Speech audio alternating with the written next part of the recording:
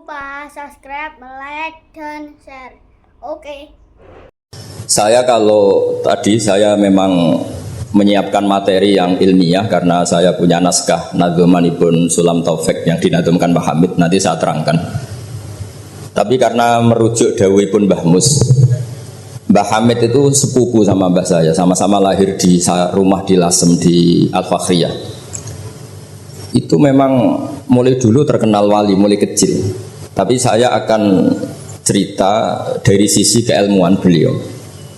Beliau lama sekali ngaji di Mbah Khalil Harun, jadi mertuanya Ki Bisri. Tapi lebih lama lagi ngaji di Mbah Dimyati. Mbah Dimyati itu 12 tahun.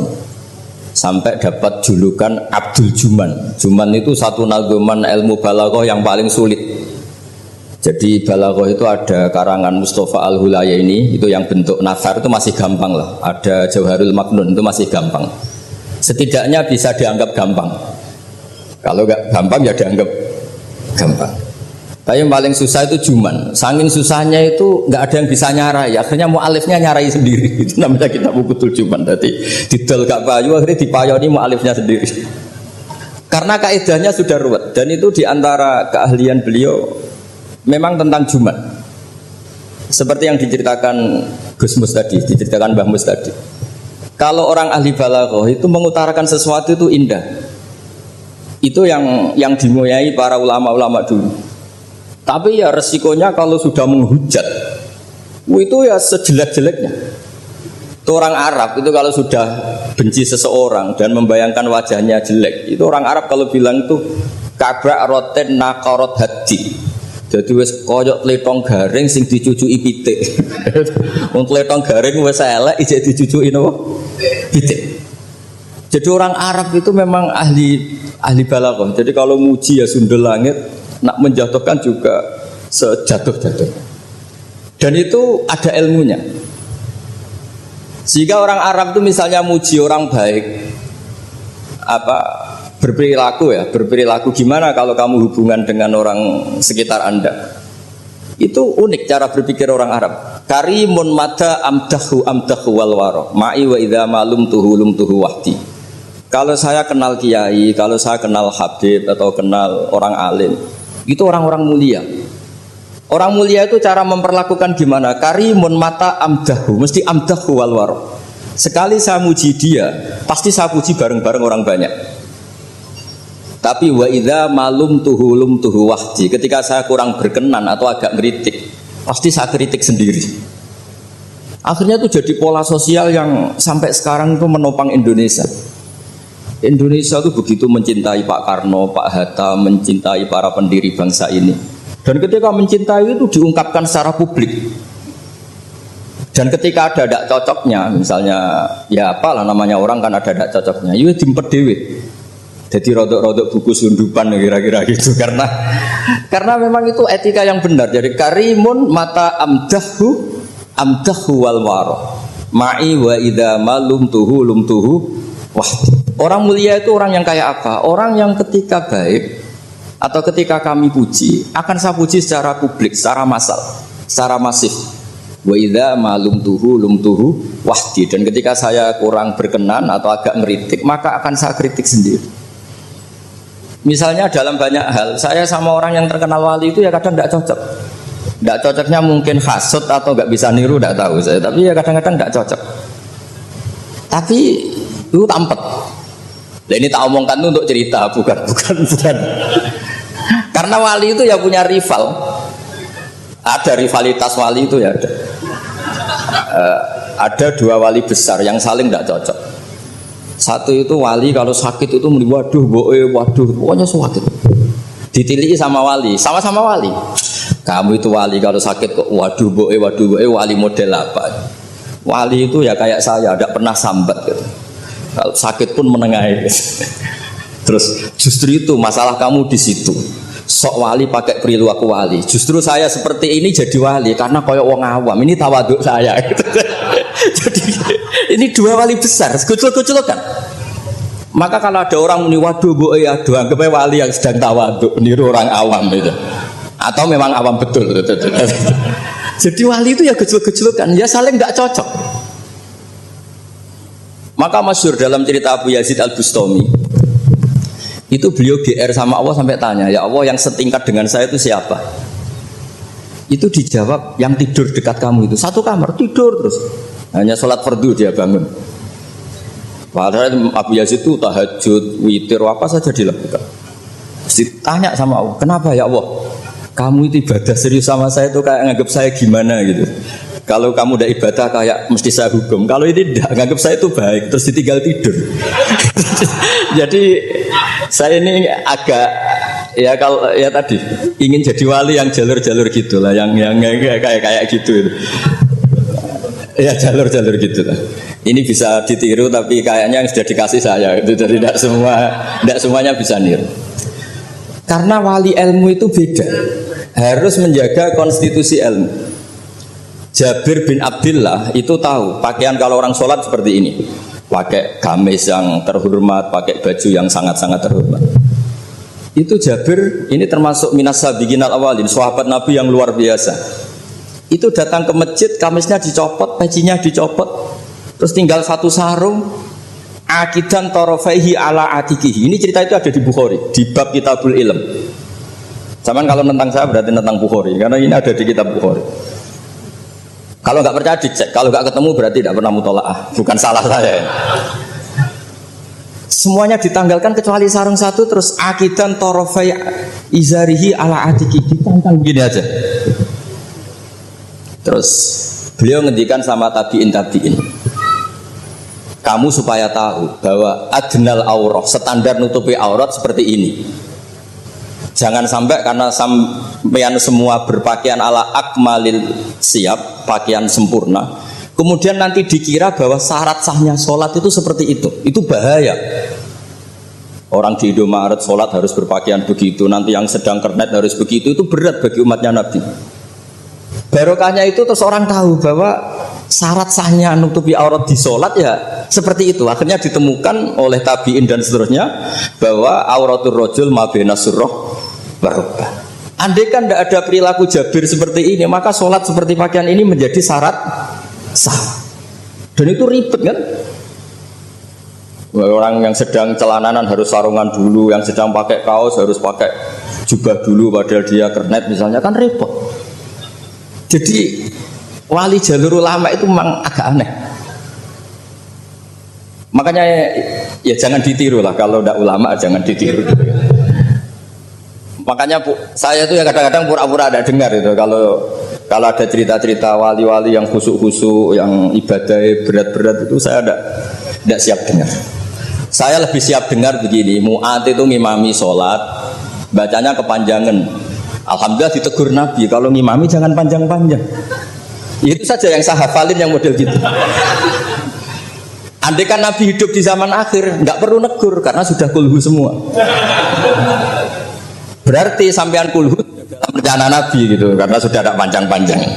Tapi yang menjadi ditegur mungkin kok jadinya kulhu itu, kulhu terus itu. Jadi sebetulnya untuk menjadi wali itu ada banyak hal. Ada wali penjaga konstitusi ilmu. Sehingga kata Imam Nawawi, Tofa Rasulullah Sallallahu Alaihi Wasallam rotiban, wa yatufu ashabuhu musyatan. Nabi itu tawaf itu justru berkendara, naik unta. Padahal semua sahabat tawafnya itu jalan kaki. Kata Imam Nawawi, Nabi yang tawaf berkendara itu afdolu wa afdolu bi alfi darajatin dibanding tawafnya sahabat yang jalan kaki. Meskipun secara kaidah al ajur bi qadrit ta. Karena Nabi andaikan tidak tawaf rokiban, maka akan dikira sarasatnya tawaf itu harus jalan. Dan itu kita kebingungan ketika harus tawaf pakai kursi roda, pakai kursi dorong. Tapi barokahnya Nabi tawafa rokiban, maka akan ada konstitusi baru bahwa tidak menjadi syarat sahnya tawaf harus masyian, tapi sah secara rokiban. Jadi wali itu ya macam-macam. Sehingga kitab Sulam Taufik yang dikarang oleh Habib Alim Al-Alamah Abdullah bin Husain bin Thohir itu dikarang seorang Habib Alim Alamah Wali Abdal. Tapi ketika ngarang fikih itu diantara yang ditersangkakan itu apa? ijabu malam yajib, mewajibkan sesuatu yang tidak wajib. Saya ini didikan Mbah Maimun, didikan bapak. Kalau Mbah Mun ngeluh gitu, aku sakjane ya kepengen hak santriku tirakat terus apalah. Tapi tirakat itu gak wajib. Engko nak ijabu malam yajib aku dosa. Akhirnya keterusan kono mboten saged tirakat. Jadi sing bagi yang tidak tirakat anggap aja nglakoni apa? Tidak boleh mewajibkan sesuatu yang tidak wajib. Sampeyan ndak boleh bilang santriku wajib puasa Senin Kamis. Wong jare kitab sunat kok arani wajib. Tapi resikonya nanti santri merata puasa Senin Kamis mergo mbok arani sunat terus. Resiko mana? Tapi apapun itu ini ilmu. Sehingga kata Ibnu Hajar Al-Asqalani, dan ini kebetulan banyak yang niru, tapi kita cukup punya argumentasi untuk tidak niru. Nabi itu sama sih ingat dawe Mbah Mun. Wong lakoni kitab yo aja nemen-nemen. Nak nemen-nemen kok kowe ya kaya wong-wong iku. Enggak berusaha sebut lah, ini sensitif. Wong-wong iku siapa kamu tahu? Nabi itu kalau habis sholat, karena Rasulullah Shallallahu Alaihi Wasallam idan sorofa min sholatihi akbala alal hadirin atau alal musallin. Jadi Nabi setelah sholat, kalau beliau menghadap kiblat, setelah itu menghadap kemana?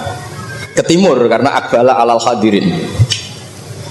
Tapi para syurrahul hadis, para syurrahul Bukhari itu menafsirkan itu tidak harus menghadap ke timur. Itu adalah bentuk maklumat dari Nabi bahwa imam setelah sholatnya selesai harus mengatakan sesuatu atau melakukan sesuatu apa saja untuk memaklumatkan kalau sholatnya sudah apa? Selesai. Kenapa itu harus demikian? Kata Imam Bukhari, kata Surahul Bukhari, orang itu berjalan 3 kilo, 7 kilo demi menangi Nabi itu jadi makmum. Bayangkan kalau Nabi tetap menghadap kiblat dengan posisi kayak tawarruk lungguh tahiyat akhir, nanti Nabi dikira masih sholat. Dan kalau orang itu takbir Allahu Akbar terus ikut duduk, sholatnya sah apa tidak sah? Tidak sah, karena dia menggantungkan sholat dengan orang yang sudah tidak sholat. Itu bahaya, secara fikih seperti itu udah bahaya. Karena irtibatus sholat biman laisa fi sholatin, dia menggantungkan sholat dengan orang yang sudah tidak sholat. Dan itu secara fikih bahaya, maksudnya bahaya dianggap gak sah. Untuk memaklumatkan itu maka Nabi menghadap ke timur kalau dalam konteks Indonesia, supaya mereka tahu kalau Nabi sudah tidak sholat. Nah, Kiai-kiai Jawa pinter, penggantinya kalau madhep timur kok sawangane apa ngandani, akhirnya madhep ngalor. Ini sudah kompromi politik, ini sudah ada ngadep ngetan, tapi madhep ngalor. Ada yang nggak madhep ngetan, nggak madhep ngalor, tapi mau istighfar, astagfirullahaladzim, astagfirullah. Sementing jangan tunjukkan dengan rokokan, nah, itu nggak boleh. Jadi makanya nggak boleh membuang ilmunya ulama, karena dengan penjelasan seperti itu sebenarnya yang paling pokok adalah pemakluman bahwa sholat ini sudah selesai, sehingga yang datang tidak menjadi makmum. Karena sekali yang datang posisi makmum itu nanti dia menggantungkan sholat dengan orang yang sudah tidak sholat. Kayak apa guru-guru kita? Dan itu bisa dipelajari dari kitab-kitab kesayanganipun Mbah Hamid. Saya dengan beliau kalau pakai keluarga, beliau sepupu mbah saya. Kalau pakai sanad guru ya misalnya saya sering ngaji sekali sama Mbah Maimun. Mbah Mun bisa lewat Mbah Zubair. Mbah Zubair dulu ngaji Kiai Fakih Mas Kumambang yang di Gresik itu. Kiai Fakih ini ngaji sama Kiai Mahfud Termas. Berarti saya kelima. Kalau Mbah Hamid misalnya ini Gus Sama, Mbah Idris, Mbah Hamid, Mbah Dimyati. Mbah Dimyati itu adik kandungnya Kiai Mahfud Termas, juga muridnya. Jadi sanad itu nanti ketemu semua di Sayyid Abi Bakar Sato, pengarang I'anatut Thalibin. Atau misalnya saya pakai Mbah Mun, Mbah Karim Lirboyo. Mbah Karim ini sama Syekhona Khalil atau sama Mbah Hashim. Setelah itu Mbah Mahfud ya sama dugi Sayyid Abi Bakar Sato. Karena Syekhona Khalil di beberapa manaqibnya itu pernah ngaji langsung sama Sayyid Zaini Dahlan, gurunya Sayyid Abi Bakar Sato. Tapi ketika masih sebagai thalibul ilmi pernah ngaji juga di Sidogiri, pernah ngaji di babah istrinya Gus Aziz ini di Kiai Nur atau di Kiai Soleh di Langitan. Jadi kesanatan guru kita ini sama. Di antara aturannya adalah tadi, konstitusi ilmu itu harus dijaga. Karena kalau nggak dijaga itu umat akan ngira itu aturan baku dan itu bahaya. Bahaya sekali, bukan sekedar bahaya tapi bahaya sekali. Sehingga Sayyid Abdullah bin Husain bin Thohir dalam Sulam Taufik itu di antara pantangannya ahlul ilmi itu ijabu malam yajib, mewajibkan sesuatu yang tidak wajib. Makanya saya sering nangis. Andaikan orang-orang Islam itu ikhlas dan berperilaku kayak umumnya orang, itu jadi wali semua. Karena yang qobliyah terus ya baik, yang ba'diyah terus baik, yang tahajud witir ya baik. Tapi bayangkan misalnya ada orang mau masuk Islam, kebetulan sing didelok orang seperti itu rasido Islam kira-kira. Duha 8 rakaat. Salat duha itu paling afdal kan 8. Duhur qobliyahnya 4, ba'diyahnya 4. Asar qobliyah, ba'diyahnya goblok kalau asar. Bukan dipuji karena salah. Maghrib sholat awabin sampai isya. Isya itu witir itu sebetulnya 11 rakaat. Ditambah ba'diyah isya berarti 13 rakaat. Iku kira-kira sing apik Islam ora sida, mergo wegah salate. Tapi baru kayak wong Islam sing ra saleh-saleh, salate pas pendak maktubah. Wah ketok Islam kok gampang. Ijek rokokan bareng komat pateni melok salat. Bar salam balik nang rokoke dirokok. Ya sudah gitu sampai mati gitu. Kok penak, ternyata Islam itu enggak itu juga ada sanadnya. Ada seorang Arabi tanya, "Ya Rasulullah, Islam itu apa?" Khamsu shalawatin. Terus dia tanya, "Hal alayya ghairuha ya Rasulullah?" Qala la illa anta tawwa. Gak isiku tok pas. Sampai 5 rukun Islam dijawab. Dan si Bedui ini bilang apa? Wallahi la azidu ala dzalika wala angkus. Saya demi Allah, tidak akan saya kurangi, tidak akan saya tambahi. Pas ya Rasulullah. Tapi ini Islamnya Bedui loh, sampean nak niru nggih monggo. Tapi apa kata Nabi? Man sarrahu ayyang dzura ila ahlil jannah falyandzur ila hadza. Siapa yang suka melihat ahli surga, lihat orang ini. Orang yang sudah bersumpah tidak akan menambah ibadahnya sama sekali. Kamu tidak boleh niru itu. Tidak usah saya larang juga sudah sebagian begitu. Tapi itu barokahnya luar biasa. Di kitab Majmu' sarahnya Muhadzab itu, setiap ada ulama yang mengatakan witir itu wajib, ada juga ulama yang mengatakan witir itu wajib. Itu langsung wa hadza batilun li hadisil a'rabi. Pendapat itu jelas salah li hadisil a'rabi, karena ada hadis a'rabi jelas tanya Nabi, hal alayya ghairuha ya Rasulullah, di luar 5 waktu itu apa ada yang wajib? Qala la. Jadi barokahnya Bedui ini, setiap ada ide witir wajib, tahajud wajib, pernah ada ide-ide itu ya ada. Itu langsung wa hadza batilun li hadisil a'rabi. Ketika era Imam Malik, beliau mengarang Muwatta. Ini sebagai bentuk penghormatan saya sama Mbah Hamid. Karena kalau beliau terkenal wali itu tidak usah saya terkenalkan. Saya akan mengikuti Mbah Mus tadi. Sisi belatapa beliau seorang alim alama, seorang ahli balaghah. Nanti saya baca, saya juga bawa manaqibnya beliau. Ketika Imam Malik mengarang Muwatta, itu di teks Muwatta itu ada kalimat begini, ghuslul jum'ati, ada yang baca ghuslul jum'ati wajibun ala kulli muhtalimin. Mandi Jumat itu wajib bagi setiap yang sudah akil balik. Al witru hakun wajibun ala kulli muslimin. Itu Imam Malik langsung nyusuli, laisa huwa kama tarawuna. Makna wajib di situ bukan seperti yang kamu bayangkan. Jadi tidak wajib kalau ditinggal nggak mandi terus nggak apa? Sah. Lagi-lagi jawabannya apa? Li hadisil a'rabi. Nah ini juga harus ada yang menjaga konstitusi seperti ini. Sehingga kata Sayyid Zabidi, pengarang kitab Ithaf itu, kalau kita sampai Ithaf ya hitung saja. Setelah Mbah Mahfud ini punya abah alim alama namanya Abdullah. Abdullah punya abah alim alama namanya Abdul Mannan. Abdul Mannan ini awaluman lazama Sayyid Zabidi Sohibul Ithaf di Mesir. Jadi Abdul Manan ini yang ditulis di kedutaan Mesir, orang Indonesia pertama yang sebagai ulama di Mesir. Beliau ngaji mulazamah sama Sohibu Syarhil Ikhya. Gini beliau mulazamah kalian sengarang Ithafus Sadat Al-Muttaqin. Namanya Sayyid Murtado Az-Zabidi. Terus pokoknya sanad Indonesia itu top. Pokoknya. Jadi kalau Mbah Hamid ya tinggal gitu saja, Mbah Hamid, Mbah Dimyati, Mbah Mahfud, Mbah Abdullah, Mbah Abdul Manan, terus ke Syarihul Ihya Sayyid Murtado siapa? Az-Zabidi. Itu kata Sayyid Murtado Az-Zabidi ketika muji tadi, muji ilmu. Saya ulang lagi apa? Muji apa? Ilmu. Konstitusi ini harus dijaga. Apapun tidak cocoknya kita. Kadang-kadang kita sebagai orang alim itu kan kalau seneng tirakat, santri ini wajib tirakat. Sira seneng tirakat, santri ini ora tirakat. Itu tidak boleh seperti itu. Yang seneng nggih monggo, tapi jangan sampai mewajibkan. Yang enggak seneng yo tirakat ben sekali-kali ngelawan nafsunya gitu. Wong kok menuruti. Kula niku masih ngeten nggih sering tirakat, tapi sampean ora perlu tak kandhani. Kula yo kepengin ikhlas ora riya dadi. Jadi sampean ra oleh gugat kula, Gus ora tau tirakat. Ya misalnya tirakat ora tak kandhani sampean. Sing jelas termasuk tirakat kula niku kula nak diundang wong kang elan kecuali pernah sepuh. Ini agak diregani ya kebangetan gitu. Jadi sing ngundang kula ora pernah sepuh ya kebangetan. Kok enggak tahu diri jadi. Wong karuan ra oleh kok dilanggar wae.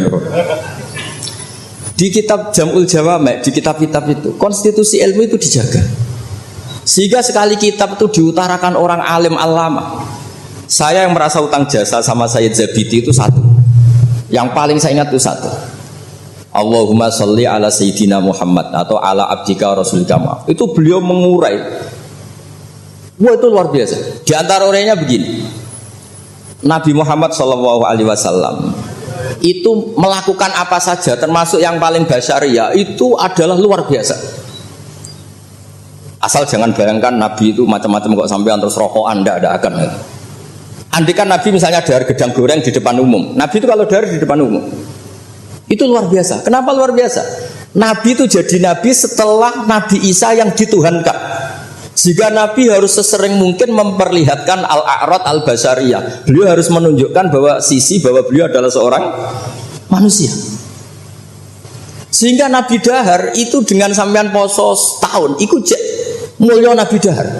Karena sekaligus pembatalan rububiyatun Nabi atau iddia rububiyatin Nabi. Dengan seperti ini Nabi sama juga memaklumatkan saya ini manusia. Buktinya saya dahar.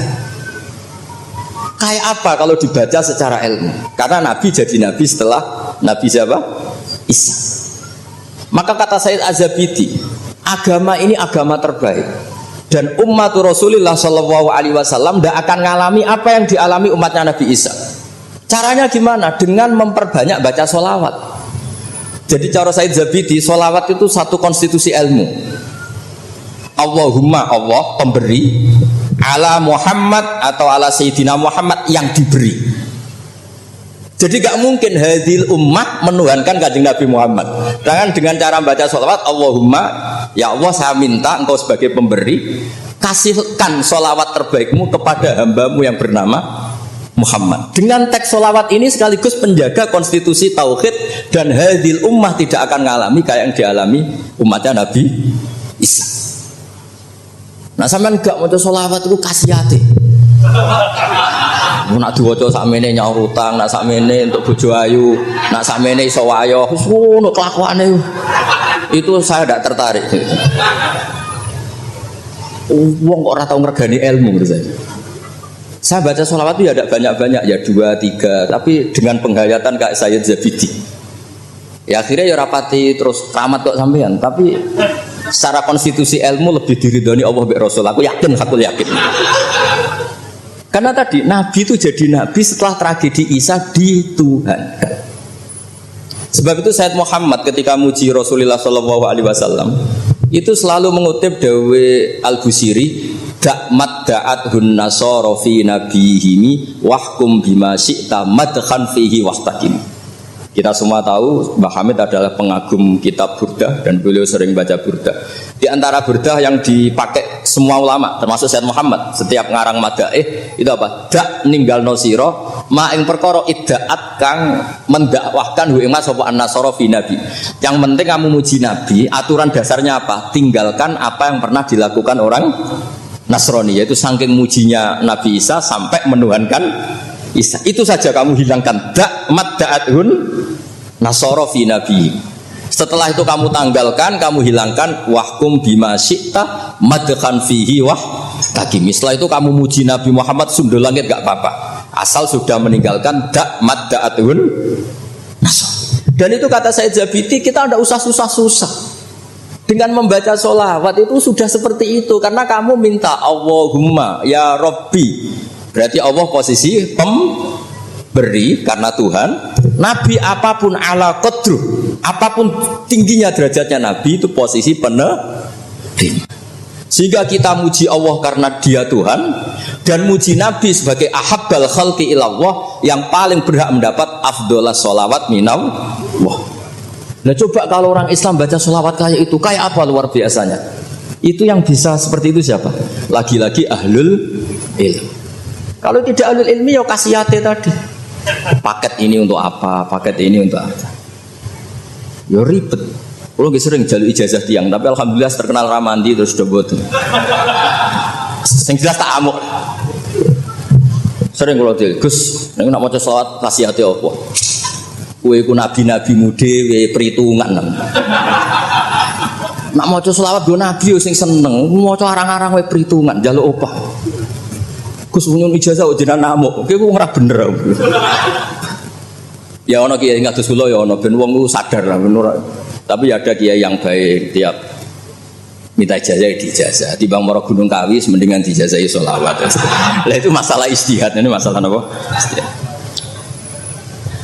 Nah ini sesi terakhir kalau generasi suwi, dia bingung kalau suwi bagus. Ini kalau baca tentang Mbah Hamid yang ini tulisan yang di buku ini, yang ini tentu sudah disahkan Mbak Idris, di sini juga ada tanda tangan beliau. Bismillahirrahmanirrahim. Wajtahada kullal istihadi khilalaha fa akhudha min kulli ilmin min ulumiddin khadzuhul awfa wa qistahul akfa wa baru'a fi ilmil balaghati wal bayani hatta ishtahara bi abdil juman liqudratis tidharihi abyata wa syawahida mangdumati ukudil juman bi kulli jaudatin wa itqanin wa uyina akhiran mudiran wa umdatan lil ma'had wa mudiran idaratil madrasah allati unsiat di awali maratin lil ma'had. Jadi beliau itu sudah rahasia umum. Sampeyan tanyakan orang alim manapun, pantangannya mesti maca juman. Wis wah wong alim sak Indonesia lah. Kon ngorek juman mbok opae sak miliar mikir yakin. Pemene nak sing ngaji kula. Nak sing ngaji wong goblok mungkin wis rada aman lah no. Dan nak sing ngaji padha wong alime mesti mriyang iki. Iki macane man tamin. Apa manna? Bahasa Arab yo lucu. Man yo tulisannya mem nun, manna yo mem nun, min yo ribet dengan bahasa Arab. Makanya ada orang tanya maknane lam tarjiman ya gara-gara itu. Gus maknane lam tarjiman opo? Jebule lam taro daman. Ram taro ora ningali sapa mar'ah daman ing getih diwaca langsung lam tarjiman. Pusing. Kene. Karena syaratnya jadi orang alim itu dua. Satu punya guru alim, dua punya murid alim. Di guru alim tok iso istirahat. Mereka kok muridnya bodoh jauh dibodohi. Tapi nak sampai di guru alim, di murid alim meriang. Lho kalau bayangno dadi Badim Nyati Termas meriang. Mbah Hamid mriku pun alim nate ngaji teng Mbah Khalil Kasingan. Mbah Khalil Kasingan itu tesih Mbah Mbah Mun. Orang yang sarang Mbah Khalil Kasingan itu yang sarang Khalil Harun. Adikipun Mbah Umar Harun. Niku menantu saking Mbah Ghazali pendiri Pondok Sarang. Malane Mbah Mun nak dibalik Gus Mus Mustafa mergi jan pernah sepuh. Sepuh niku, sepuh Mbah Mus. Niku Ibnu Hajar Al-Haytami niku muridnya Zakaria Al-Ansori. Zakaria Al-Ansori di guru jenis Ibnu Hajar Al-Asqalani. Nek ape ngaji yo meriang, mergo kon maca. Maca. Gurune alim alama. Nek ape mulang yo meriang, mergo muridnya alim. Aku nak ra bener diguyu Ibnu Hajar Al-Haytami.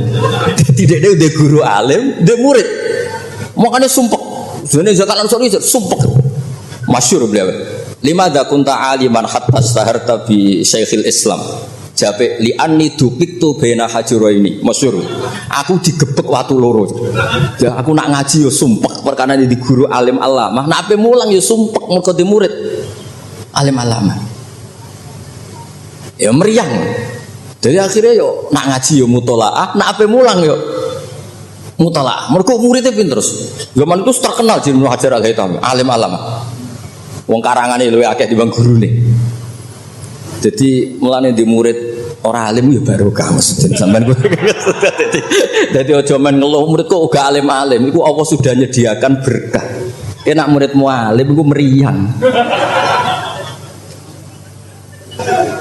Mulane sing syukur urip sing syukur ora usah bayangno sing aneh-aneh. Gus kula ben di murid sing alim-alim. Allah ndak menyediakan itu. Nek iku nyata, iku ribet. Mulane donga dikira-kira. Donga sekali ra bener iku mari trauma. Kula bolak-balik cerita. Hikam itu termasuk orang yang enggak pati suka kalau orang berlebihan berdoa karena beliau cerita. Ono wali tukang hamal itu tukang manol. Dia dapat uang kalau kerja di pasar tukang angkut barang. Setelah punya uang, coro sekarang 10.000 pulang terus ibadah. Karena dia gak ingin kaya, wong wali kok ben sugih ya wali aneh. Tapi nak wali kok ora sugih itu ya aneh juga. Karena nak kepen sugih berarti toma, nak gak sugih berarti rapati durusi pangeran. Padahal waqat qala ta'ala lidunya ukhdumi man khodamani. Ono sing maca ikhdami man khodamani. Kalau tak waca loro ben ketok isane ngaji, mergo guru. Kula niku ya ribet. Kula mboten pamer alim mboten. Justru kula ngetokno alim ngergani guru-guruku. Nek kula ora ngetokno alim kan wong murid Mbah Mun kok ngono. Dadi kula niku ya rada sombong tapi niate sae. Kan yo Gus Idris isin misale ponakan kok gobloke ngono. Dadi niki kesawakane sombong tapi niate adab. Mboten niki jujur mawon. Dadi kadang wong sawangane sombong hakikate iku adab. Cara bapak ngoten. Dadi wong sawangane sombong tapi apik. Ya mergo wau saking tahadus bin. Wong nak wali tenan mesti Allah dawuhna ning donya ukhdumi man khodamani atau ikhdami man khodamani. Wong sing ngurusi aku iku urusi. Makanya mesti atat dunya wa hiya rahimah. Wong wali iku mesti donya teko meskipun dia ndak seneng.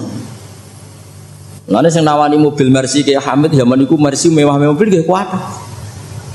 Ya rapati ana cerita butuh difatihai untuk punya mobil. Dan Mbak Bisri luar biasa masih konco ngakoni nak dongane Pak Hamid. Mantap. Meskipun ya sering bodoni Pak Hamid Ki Bisri, masyhur ceritanya. Ki Bisri nanti diundang ke mriki mboten disangoni Mbak Ki Hamid. Umur kok konco. Wis dah aku ra mbok sangoni klambimu tak pek. Bareng dipek dibeto teng Kasing teng Rembang mriko didol mbek muhibine Pak Hamid. Payune luwih larang timbang harga mubalek.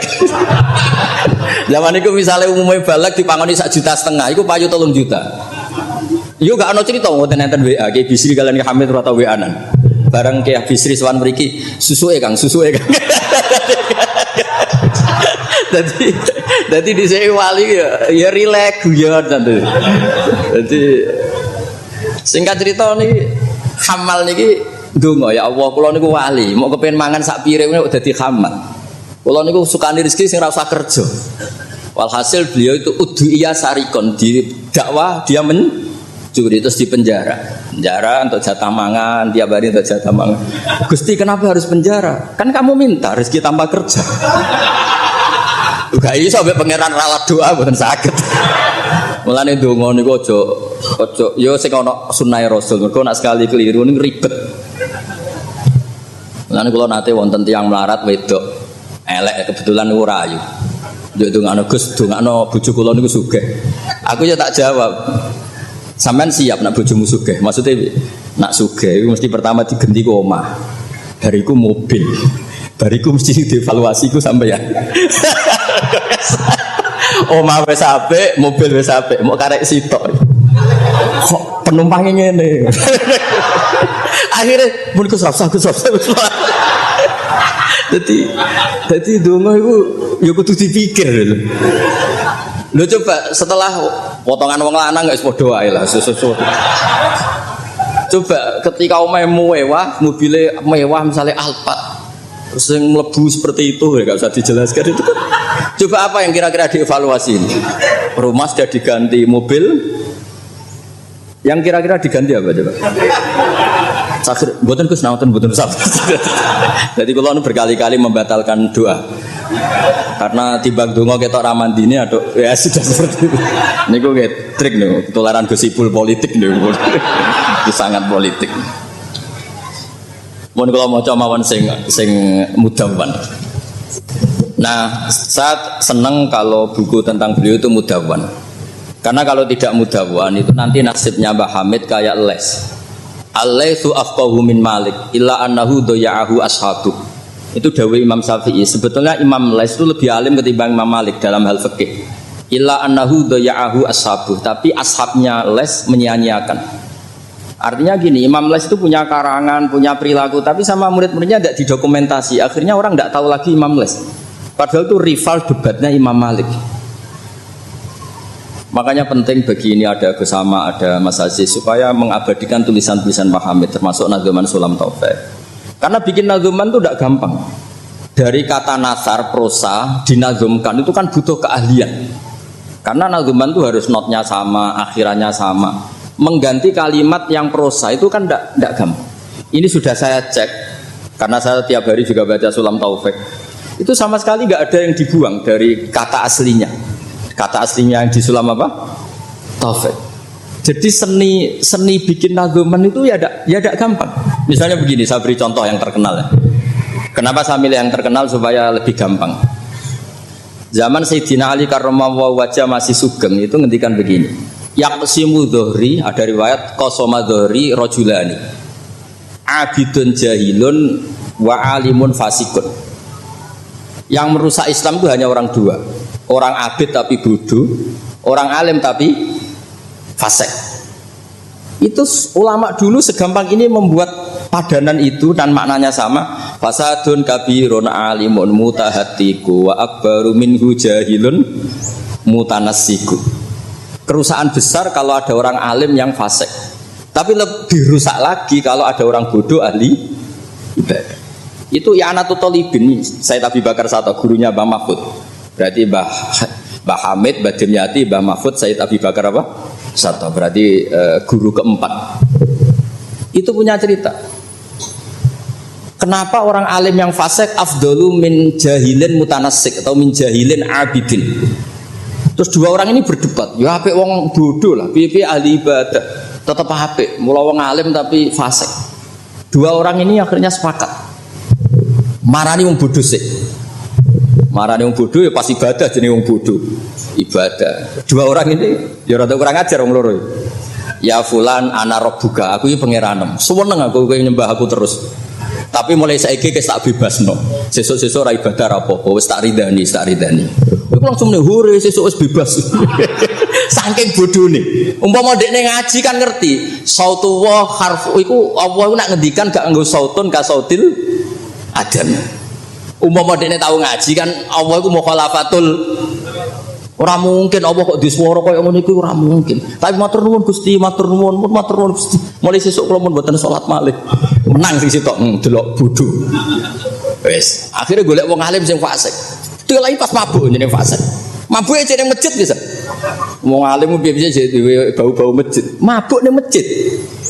Seneng sing sitok. Wah, satu-satu berarti mergo sing mau bodho, sing sitok mabuk. Seneng sing dia pendapat ya apik wong abid sing bodho timbang alim fasik. Mergo pas mabuk. Oleh muni ya padha kok pager. Ya fulan. Ama tastahi minni ana rabbuka. Mbok wong diisin to ambek aku iki pangeran ndelok kowe kok amen mabuk. Si wong alim mah masuk mabuk iki jadi sisa-sisa alime. Golek pedak. Ya fulan ulimukal ana rabbak. He fulan tak ulang pangeranku sapa? Ono pangeran kok nyuwara. Dibedak. Artinya dekne cek memenuhi definisi ilmu nak wa mukhalafatul bil khawatis. Mas mabuk lho cek waras. Ya maksudnya nak iso ya aja bodoh aja ngono maksudnya nak iso. Tapi ini kalau cerita tentang Mas Sama, tentang Mas Aziz ini mas-mas kula sedanten. Enggak gampang. Jangan kira terus ini hanya nukil, enggak gampang. Dari lafaz apa natar prosa kemudian menjadi apa? Nadzuman kayak tadi dari qasama dhuhri rajulani. Terus diganti apa fasadun kabirun alimun mutahatiku wa akbaru minhu jahilun mutanasib. Ini saya beri contoh ya. Tak beri contoh. Mari sampean orang tidak semuanya ngaji Sulam Taufik. Nah, kalau ngaji terus radi ngertos dari teks aslinya. Misalnya begini ya, ini yang Hatmun alal mukallafid dukhulu fi dinina ja'a bihi rasulu ma'a subuti fihi bidawami wa akhdhi lazimin la ahkami. Ini kan persis teks di aslinya. Sampean siapapun yang ngaji Sulam Taufik pasti tahu. Terus kada kafis sifati wal af'ali subhanahu an al-sunil juhali. Ini mengganti ta'ala amma yaqulu na uluwang kabiro. ursila rahmatan ilal makhluqi turran wal ma'rufu bil masduqi. Ini berarti pengganti kata rahmatan lil alamin. Terus ini yang yalzamu kullu muslimin ayyamna'a islamahu wa saunu amma qata'a min qaulin aw fi'lin aw i'tiqadi wa walladhi yatuna birtidati. Ini kan waqad fasha tasahulul kalami fi zamani mukhrijil islami. Itu kan di apa? Di kitab Sulam Taufik memang kalimatnya seperti itu. Wayak suruh fi hadza zaman at-tasahul fil kalam begini sampai keluar dari mereka kalamun sing mengeluarkan mereka dari nopo Islam. Terus di sini diganti waqad fasha tasahulul kalami fi zaman di mukhrijil islami wala yaruna dzaka dzamban fatla angkau nidzakal fi'li kufron asla. Itu kan meskipun kamu hanya dengar itu persis seperti kata nasarnya. Tapi oleh Mbah Hamid digubah sedemikian supaya menjadi nadzuman yang mudah dihafal. Jadi itu butuh malakah. Nah, kenapa beliau punya malakah itu? Karena ketika ditermas di antara kitab yang beliau kaji itu adalah Uqudul Juman sampai punya gelar Abdul Juman. Jadi saking mulazamahnya kayak kamu kalau suka uang itu kalau orang Arab bilang Abdul Dinar. Makanya Nabi kalau ngeritik tak isa Abdul Dinar, tak isa Abdul Dirham. Jadi kalau orang menekuni sesuatu itu disebut apa? Abdul. Itu dulu Kiai Hamid ditermas sampai punya gelar Abdul Juman. Saya kira ngoten nggih mun niki pun masyhur sedanten. Assalamualaikum warahmatullahi wabarakatuh.